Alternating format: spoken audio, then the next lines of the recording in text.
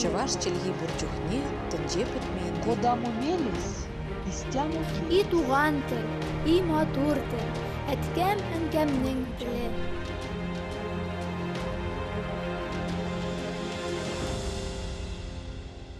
Исәнмесез, сіз Татарстан 24 каналында туған тіл тапшыуын қарайсыз. Сезнең белән Гөлүсә Сыңгатуллина. Бүгінгі тапшу Төрки халыкларда язны каршы алып үткәрелүче Нәүрүз һәм Карга боткасы бәйрәмнәре. Әлеге бәйрәмнәрнең үзенчәлекләре һәм мәгънәсе хакында. Табигатькә яз килде, Нәүрүз җитте. Ул төрки һәм фарсы телле халыкларның уртак милли бәйрәме. Гадәттә 21 мартта көн белән төн тигезләшкән көнне билгеләп үтелә. Бу көнне авыл хуҗалыгы белән көн итүче халыкларның яңа елы башлана. Фарсы теленнән Нәүрүз яңа көн дип тәрҗемә ителә. Элегрәк Нәүрүз килгәнне астрологлар билгеләгән булса, хәзер астрономнар санап чыгара. Кояш күк экватор аша көньяк ярымшардан төньяк ярымшарга чыгуга Нәүрүз башлана. Икенче төрле итеп әйткәндә, бу шул ук көн белән төннең тигезләшү мизгеле. Нәүрүз дөньядагы иң борынгы бәйрәмнәрнең берсе булып санала. Аны безнең эрага кадәр 3-7 гасырларда ук бәйрәм иткәннәр. Борынгы грек тарихчысы Страбон хезмәтләрендә Нәүрүз бәйрәме хакында булай дип язган. Сырдарья белән Амурдарья елгалары арасында яшәгән халык бу көнне ут гыйбадәтханәсенә җыела. Бу көнне сәүдә итүчеләр кибетләрен яба, һөнәрчеләр эшләми, барысы да күңел ача. Бер-берсен ут кабызган ризыклар белән сыйлый. Әлеге бәйрәм борынгы фарсыларда барлыкка килгән дип санала. Борынгы Иран чыганагы булган Авеста изге китабында да Нәүрүз бәйрәме хакында искә алулар бар. Шулай ук фарсы әдәбиятының китаплар патшасы дип йөртелгән дөньядагы иң озын поэма Шаһнамә әсәрендә дә әлеге бәйрәм искә алына. Якын Көнчыгыш һәм Үзәк Азияның җир эшкәртүче халыкларында барлыкка килгән Нәүрүз бәйрәме гарәп яуларыннан соң да сакланып калган. Аны бүгенге көндә дә мәҗүсилек чалымнары булуга карамастан ислам динендәге күп кенә халыклар билгеләп үтә. Чөнки ул халыклар мәдәниятенең аерылгысыз бер өлешен тәшкил итә. 2009 елның сентябрендә Нәүрүз хәтта ЮНЕСКОның кешелекнең матди булмаган мәдәни мирасының репрезентатив исемлегенә дә кертелде. 2010 елда Берләшкән Милләтләр Оешмасы Генераль Ассамблеясының 64-нче сессиясе 21 мартны халыкара Нәүрүз көн дип игълан итте. Ел фасыллары белән бәйле булган йола бәйрәмнәрнең тарихы әйткәнебезчә ерак үткәннәргә барып тоташа. Борынгы төркиләр башка күп кенә халыклар кебек үк яз җитүен зур түземсезлек белән көтеп алган. Язны кара каргалар алып килә дигән ышануда яшәгән. Шуңа күрә кара каргаларны хөрмәтләп, Нәүрүз кысаларында язны чакырып карга боткасы йоласы да уздырылган. Киләсе сюжетыбыз әлеге үзенчәлекле йолага багышлана. Яз җитте. Гөрләүкләр ага, кояш та башкача карый. Табигать кабат уяна, яшәрә, яшелләнергә әзерләнә. Яз бәйрәме буларак Нәүрүз барыбызга да билгеле. Тик славяннарның май чабу, татар башкортларның карга боткасы сыйлалары еш кына күләгәдә кала. Март айы кышлар кайта башлый. Беренче булып кемнәр кайта? Кара каргалар кайта. Көз көне алар үзләре җирнең җанын алып китсәләр, яз көне алар аны алып кайталар. Үзләренең канатларында бу беренче булып кайткан кышлар безгә язны, димәк, яңа циклны башлап җибәрә, кояшның яңа циклын. Һәм кышларны шундый матур итеп каршы алганнар, аларга сәлам биргәннәр, сәламләгәннәр. Һәм шушы вакытларда инде ул борынгы төрки халыкларда шундый юлалар, ритуаллар булган. Алар инде карга боткасы үткәргәннәр. Моның инде төп шундый мәгънәсенә килгәндә, бу инде теге уен гына, бәйрәм генә түгел, бөтен табигать көчләренә табынып, алардан ярдәм сорау, аларның ризалыгын алу, шуның белән бәйле булган. Географиягә бәйле рәвештә карга боткасы сыйласының атамасы да үзгәрә. Мәсәлән, зәрә боткасы, бәрмәнчек боткасы, сыерчык боткасы дигән төрләре дә очрый. Пешергән карга боткасының бер өлешен суга агызып җибәргәннәр, су мәңгелек хәрәкәт, яхшы шулай ук сулар булып торсын дип, җирне уңдырышлы булсын өчен җиргә дә таратканнар, чөнки җиңернең уңдырышлыгыннан торган барлык киләсе уңышлар, җыеп аласы уңышлар. Шулай ук күккә дә сипкәннәр, һавадан һәр вакыт явым төшем булып торсын дип. Һәм калган өлешләрен инде шунда җыелган балаларны ашатканнар, кешеләрне ашатканнар һәм калган ботканы бер кашанда үзләре белән алып кайтып китмәгәннәр, урында калдырганнар. Аларны килеп каргалар, шукып, ашап бетерергә тиеш булганнар. Менә шушындый тирән мәгънәгә ия булган бу карга боткасы бәйрәме. Аңлавыгызча, тәңречелек халык буйсынган төп көч булган. Карга боткасында бу ачык күренә. Йолада 3 яшьлек балалардан башлап, үз аягында йөргән картлар да катнаша. Боткадан тыш тавык йомыркасы йоланың төп символы булып тора. Боткалар бер каташ алганнан соң, балалар йомырканы тау башыннан тәгәрәтә башлыйлар. Тау итәгендә калганнар исә аларны җыеп тора. Янәсе ел шундый мул килер. Уңышны шушылай җиңел генә, рәхәт кенә җыярбыз. Бай яшәрбез, уен көлкедән аерылмабыз. Бу бәйрәмнәр бу безнең көнгә шундый уен формасында килеп җитә. Аның бит асылында ята бик шундый тирән мәгънәле мифологик иягә булган шундый обрядлар, ритуаллар ята. Әлбиттә киләчәктә буларның барында өйрәнергә кирәк безгә. Карга боткасы тәрбияви социаль рольдә башкара. Авылдашларны берләштерә, хезмәткә өнди, балаларга өлкәннәрне хөрмәтләргә куша. Мондый йолаларны оныту һич дөрес булмас.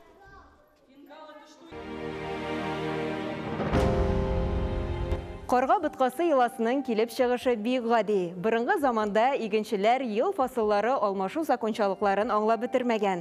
Шуңа күрә кыш мәңге дәвам итмәсен өчен үзләренчә язны чакырып китәргә кирәк дип санаганнар. Йолалар ярдәмендә ул тизрәк киләчәк дип ышанганнар. Урамда каргалар тавышы ишетелә башлауга, балалар карга боткасы бәйрәмен үткәрү өчен өй сайын кереп, ярма, май, ын, йомырка җыйганнар. Алар карга канатын каккан сыман кулларын җилпеп, урам буйлап йөгереп, халыкны бәйрәмгә чакырганнар. Үзләре май кирәк, ярма кирәк, карга туена бар да кирәк. Тагын булса ын чыгар, пешерербез без чумар дип төрле такмаклар кабатлаганнар. Һәр кайсыбызның бала чакта кабатлап йөргән "Кояш чык, майлы ботка бирермен, майлы ботка казанда, тәти кашык базарда" дигән такмаклар да язны чакыручы карга боткасы бәйрәменә барып тоташа. Ярма майларны җыеп бетергәннән соң, яшьләр авыл читенә, тау башларына, су буена яки авыл халкы җыела торган башка берәр урынга юнәлгән. Анда казаннар асканнар. Авыл әбиләре, апалары җыелган ризыклардан ботка пешергәннәр. Яшьләр бу вакытта төрле уеннар уйнаган. Бәйрәм бергәләшеп ботка ашау белән тәмамланган. Калган ботканың бер өлешен җирсу ияләренә дип җиргә салып калдырганнар. Халыкта карга боткасы ашаган кеше ел буена сау сәламәт була, авырмый дигән ышану яшәгән. Карга боткасы, уеннар, такмаклар, тылсымлы әйтелмәләр ярдәмендә җирдән муллык, күктән яңгыр, кояштан җылылык, табигатьтән бәрәкәт, илгә туклык, гаиләгә иминлек сорауны үз эченә алган. Ул язның тизрәк килүен теләп, табигать көчләренә эндәшү, кырда пешерелгән ботканы җиргә, суга сибеп, җир ананы хөрмәтләү, явыз рухларны куалау йоласы булган. Татарстан Республикасының Милли музее яшь буынга тарихи йолаларыбызны җиткерү нисбәтеннән ел сайын май чабу, карга боткасы, Нәүрүз бәйрәме кебек чараларны читләтеп узмый. Биредә балалар тарихыбызны күңелле форматта, квест ярдәмендә үзләштерә ала. Кояш календаре белән яшәгән безнең борынгы Болгар дәүләте, борынгы төрки халыкларының тарихына барып тоташа. Фарсы сүзеннән алынган Нәүрүз сүзе, нәү яңа, кояш рус сүзен аңлаткан булган. Һәм инде кояш календаре буенча бу инде яңа елны каршы алуга туры килгән. Ата-бабаларыбыз өчен яз бәйрәмнәре аеруча да әһәмиятле булган. Чөнки бу йолалар аларның һөнәрләренә дә, диннәренә дә, тормыш рәвешләренә дә бәйле. Электән инде борынгы урта гасырлар вакытында безнең борынгы Болгар дәүләтендә яшәгән халык, алар инде башта күчмә тормыш алып баралар. Соңыннан җайлап алар утырак тормышка күчәләр. Безнең шушы Идел, Чулман тирәсенә килеп урнашып, Болгар дәүләтен төзегәннән соң алар утырак тормышка урнашып, җир эшкәртергә керешәләр. Менә безнең алдыбызда иген культуралары бу инде дәлилләп тора, аларның игенчелек белән шөгыльләнә башлаганнары беренче булып 7нче гасырда, 8нче гасырларда алар күчә башлыйлар һәм 9-10нчы гасырларга инде монда Болгар дәүләте бөтенләй дәүләтчелек белән шундый барлыкка килә. Игенчелек борынгы болгарлыларның төп кәсебе. Белүебезчә, яз бәйрәмнәренең асылы да шунда. Тәңредән мул уңыш, уңайлы һава шартлары сорау. вакытында яңгырлар явып, кирәк чакта кояш кыздыруын да теләү. Потларга табыну борынгы чорның төп үзенчәлеге. Безнең инде Болгар дәүләте хлебная житница, икмәкнең төп шундый чыганагына әйләнеп китә. Башка чит илләр белән алыш-биреш, сатулар башлана. Игенчелек белән шөгыльләнә башлаган чорларда, ул вакытта инде алар әле ислам диненә тиклем кабул иткәнчегә тиклем инде аларда тәңречелек була. Тәңречелек нәрсә ул? Ул шулай ук Аллага табыну, бер Аллалык, ләкин Алла белән кеше арасында 12 идол, шундый символлар булган була. Бу инде табигать көчләре, кояш, җир, су көчләре, яңгыр, кар көчләре һәм шулай ук хайваннар, кошлар, җәнлекләр. Шуңа күрә бит безнең халкыбыз бер кайчанда аучылык белән шөгыльләнмәгән, кошларга атмаган, җәнлекләргә атмаган, чөнки алар һәр вакыт шундый изге җан ияләре, кешеләрне Аллаһ Тәгалә белән тоташтырып торучы шундый зур мәгънәгә, көчле мәгънәгә ия булган җан ияләре булганнар. Бүгенге көндә исә яз бәйрәмнәре заманча үткәрелә. Милли музейны гына алыйк. Балалар төрле сорауларга җавап табу өчен квест узалар, үзара ярышалар, узышалар. Аннары инде һөнәрчелек белән шөгыльләнәләр. Заманча параллель аша булса да, борынгы бабаларыбызның яшәү рәвеше, тормыш-көнкүреше, гырыф-гадәтләре белән танышалар. Иң мөһиме шушы түгелмени?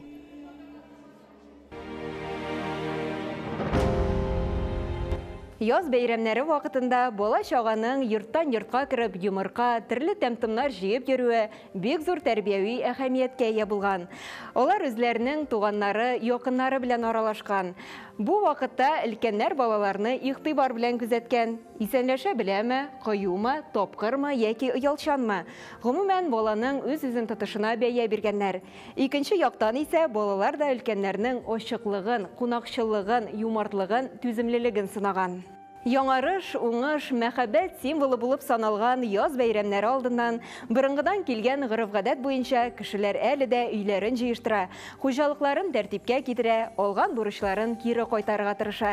Әлеге бәйрәм арасында агачлар, чәчәкләр утырту да халыкта сакланып калган. Татарстанда айрым алганда мәркәзебез Казанда Нәүрүз бәйрәме уңайыннан елда төрки халыкларны берләштерүче төрле чаралар уза. Ул чаралар гадәттә ачык мәйданнарда үткәрелә. Анда традицион халык уеннарында катнашырга, төрле халыкларның милли азыкларынан авыз итәргә, төрле милләтләр катнашындагы концерт карарга мөмкин. Шулай ук Татарстаныбызда әлеге бәйрәм уңайыннан Нәүрүз гүзәле, матурлык һәм талант бәйгесе дә уздырылып килә. Бу бәйгедә милли җәмгыятьләрнең иң матур кызлары милли киемнәрен һәм талантларын күрсәтә. Буыннан буынга күчеп килгән рухи тәҗрибә һәм йолалар вакытлар узу белән һич тә әһәмиятләрен югалтмыйлар. Киресенчә, аларның кыйммәте артканнан арта бара. Бүгенге көндә милли бәйрәмнәребез, йола, гырыф-гадәтләребез яңадан торгызылып, заман төсмерләре белән үткәрелә башлады.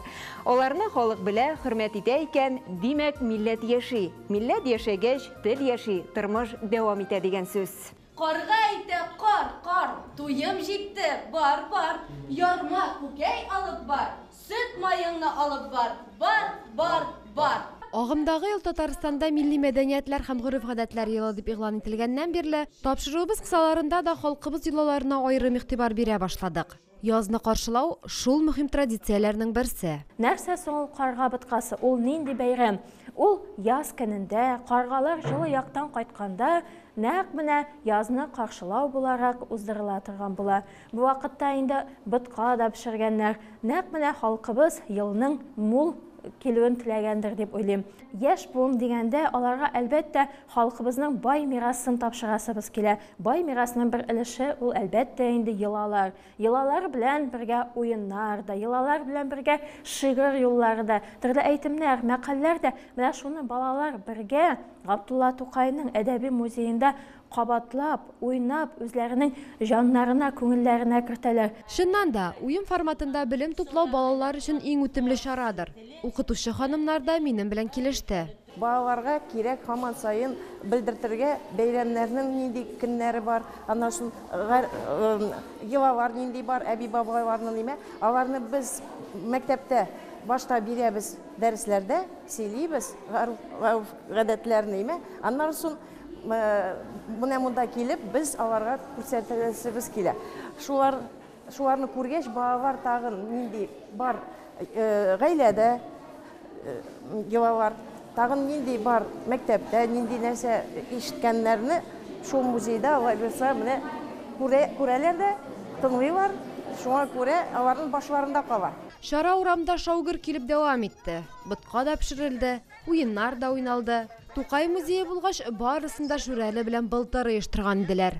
Балаларның шатлыгы йөзләреннән күренә. Сабантуйны беләләр, аулак өйне дә бәләкәй генә беләләр, казмәсен дә беләләр. Ә менә нәрсә ул карга боткасы дигәндә, әле карганың нәрсә икәнен белсәләр, бик әйбәт. Карга боткасы да бит ул халык өчен бик кызыклы йолаларның берсе һәм бик тә шундай халыкны бергә берләштерә торган йолаларның берсе булган. Бүтән авыл, бер кеше шикелле, үзләре ярмасын, сөтен, майын табып, җыеп, җыелышып һәм әле аның тагын бер әһәмиятле ягы шунда. Кем ярдәм итә кешегә? Табигать ярдәм итә, туган җире ярдәм итә. Менә шулай итеп кошлардан алып, кошларның әле файдасы турында да беләләр, белә халык. Чөнки әгәр дә шушы кошлар булмаса, без әле үзебезнең җыеп алган уңышның яртысын да алмас идек. Халкыбызның гореф-гадәтләрен, йолаларын җиткерү өлкән буынның төп бурычы. Яшьләр ата-бабаларыбызның үткәнен, бай тарихын белеп үсәргә тиеш. Мондый чаралар булганда, мәдәни мирасыбызда яши дигән сүз.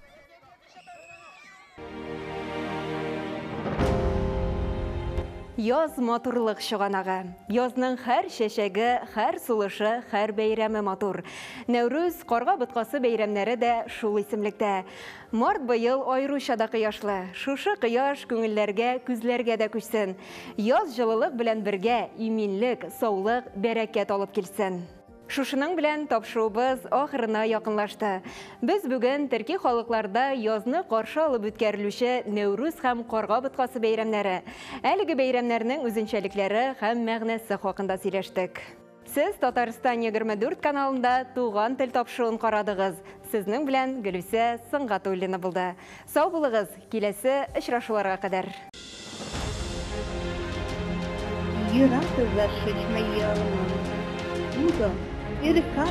Чаваш челги бурчухне, тенже путмен. Куда мумелис, истямуки. И туган тел, и матур тел, әткәм һәм кәмнең теле.